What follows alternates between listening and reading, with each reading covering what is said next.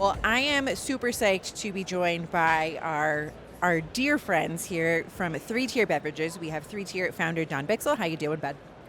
Doing very good, my friend. Oh, that's great. You are fresh here from Europe on a whirlwind trip. You London via Chicago to Las Vegas. wild. I don't know how you're. On 3 hours of sleep. Oh my God. It was good. It was a good 3 hours. Nice. Well, quality over quantity. And joining us, the whole brains behind this operation and what's going to happen in this conversation is Mary Mills, Tier Beverages consultant. What's going on, Mary? Hi, Jess. So good to see you. It's so good to see you. It's so nice to all be together. So, Tier is one of the premier data providers to craft beverage producers. And you guys have worked out a really cool relationship with Brewers Association members. So what can you tell our listeners about the Tier dashboard that the BA provides? Yeah, we're super excited about our relationship with the Brewers Association as well. So for about a year now, we've been providing dashboards that is free for all BA members. It's updated on a quarterly basis, and it provides high-level trends of what's going on in craft. We break out what we call regional views. So we strip out the top 15 brands so folks can get kind of that understanding of differences that we're seeing with small to mid-sized brewers versus the big national ones that might be driving some of the trends. And then we look at different styles and pack sizes, different geographies. So it's a great way for members to kind of dip their toe into the scan data world. That's awesome. Now, why is it important to pull out the top 15?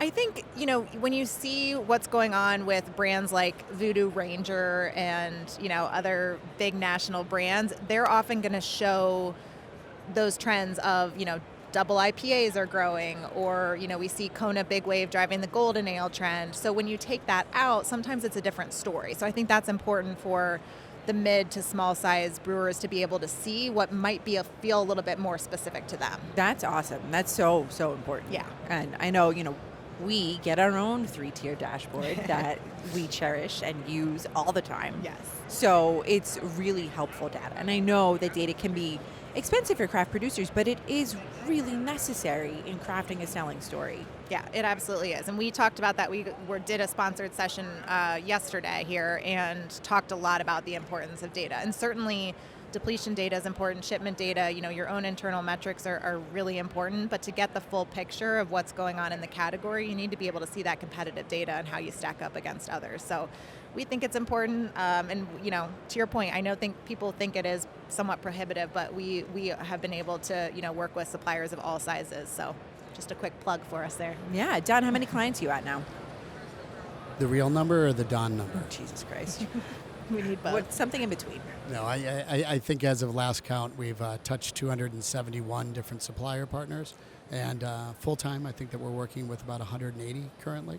So anything across both beer, wine, spirits, non-alc, and a lot of the emerging categories right now. So we've been able to make data approachable, and to kind of follow up a little bit with what Mary said, I think that there's this belief that data isn't affordable at all, and I think with the unique relationships that we've got with our providers with both Nielsen IQ and then working with Vermont Information Processing, I think we've been able to provide solutions that are affordable for suppliers and distributors and retailers of all sizes. Awesome. I mean, so you get the high level, cross-category Bev-Alc view. What are some things that are playing out, say, for spirits that could be helpful or insightful for craft brewers? Yeah, I think it is important to see that, and we've talked to Bart about that as well, as how can we incorporate some of that wine and spirits data for members to see too, because understanding the bigger picture of what's going on, not even just in Bev-Alc, but total beverage too. So we do try to get a sense of what those trends are.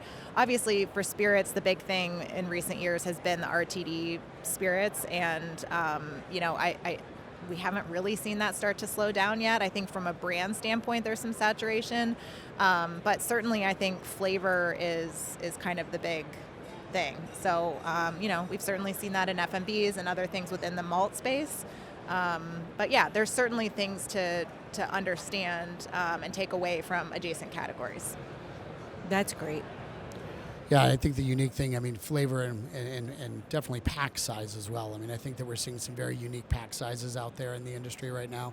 I think that retailers are more willing to take a chance on something that is beyond the norm, not necessarily an innovation as far as flavor or style, but innovation in pack size, making sure that that shelf position that they're holding is very profitable for them, so that whatever they put in that space, in both turns and in overall dollars generated, is working for them at the retail level as well. What's up in pack sizes lately? I've gotten a few press releases for 15 packs, and it's a little bit like, wait, am I in a time machine? What has happened? It feels like everything comes full circle in this business, doesn't it? Always. But yeah, 15s are having a moment. Certainly singles, right? I mean, the 19.2 trend and convenience. But again, a lot of that's driven by Voodoo and other big brands. So when we strip that out, it is a little bit different. And I think one point we made yesterday in our talk is, obviously, data is important. We think data is important, but it is an art and a science. And you as a brewer know your business better than anybody else. And so you have to consider that too. So just because 19.2s are having a moment or 15 packs are having a moment, that doesn't mean you need to jump into it. There's a lot of other things to consider, of course. And what's up with the 16-ounce 4-packs? Overall, as far as new innovation packages, or just as far as new distribution out into the marketplace? Both. Well, it's kind of interesting because of the fact that I think that there's a lot of people that have kind of shied away from it. But what I've really found is that a lot of the kind of middle tier brands are actually using 16-ounce cans, whether or not they're in a 4-pack or not, as they're offering in the on-premise. I think that has been a big change, seeing brands that are having their mainstay, instead of it being available in 12-ounce, and in 19.2, we're seeing a lot of 16 ounces gravitate to the on-premise. I think that we saw brands such as Bell's, especially with Two Hearted, out of the Chicago market through the Midwest, do such a great job as everybody kind of gravitated to cans and grab and go during the pandemic. I think consumers are looking for those larger pack sizes, especially in on-premise experiences. Yeah, it's funny too. We were talking about on-premise yesterday, and a stat that CGA, who's Nielsen's on-premise partner, has from some survey work they did, is that they're actually seeing younger consumers are gravitating towards those can packages as opposed to draft. And so, I think at first people hear that and it's like some concern because draft is so key to the on-premise. But when you think about it from a brand, that's free branding, a young consumer walking around with your can, that's a good thing. So It's interesting. That's so interesting. I mean, God, so much to unpack there that I don't think we really have the time. But, Bart has been talking a lot about how the decline of draft beer should be extremely concerning to craft brewers, and it absolutely should be. But what I'm hearing from you guys is that there's a crack in the door in the on-premise to get in there through 16-ounce cans, and that's really interesting because draft systems are a lot. Right. They're a lot to maintain. Yes, absolutely. And you have to. Yeah, and if the younger consumers are gravitating towards those cans, maybe that's a good place to pivot. Yeah, Mary, you bring up such a great point when it comes to branding. I know that that's the biggest struggle you've got. You've got that one opportunity, obviously, with the tap handles, with a lot of bars and restaurants pre-pandemic were moving away from. They were going for a cleaner look. So if you don't have that opportunity for branding, you're trying to push it into a glass. Once again, a lot of retailers were pushing against that. But when you are talking about branding, there is nothing more impactful than seeing that can or bottle in somebody's hands in the on-premise. And then, to think about what's happening with draft, there's a lot of factors at play. Draft pricing continued to rise, and the retailers had to push that pricing to the consumer at the on-premise. And back to what happened during the pandemic, a lot of consumers were grabbing that one or two in a 19.2 ounce at a much more cost preferable rate from an off-premise location. They got used to being able to have that kind of feel and that opportunity when they drank a craft beer, that look and feel and that experiential was all drinking out of a can. So I think a lot of that is a carryover, and then there's some price factors involved as well. It's really interesting. What is one takeaway that if you could give to every craft brewer who has trekked out here to Las Vegas that will help them in their business this year, what would you tell them?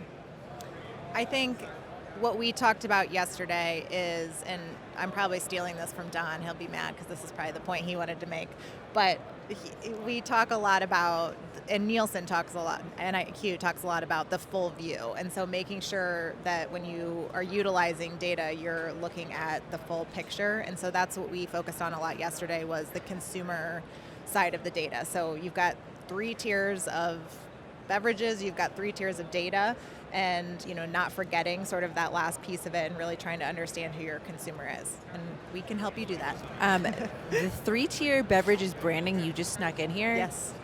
Pro move. That's right. Thank you. You're welcome, Don. That was well done. I wasn't going to go with the fuller view with the utilization of VIP, but I'll sneak that one in as well. But I think the biggest takeaway is to remember this is it's time to kind of slow everything back down. I think that beer is going to do what beer does.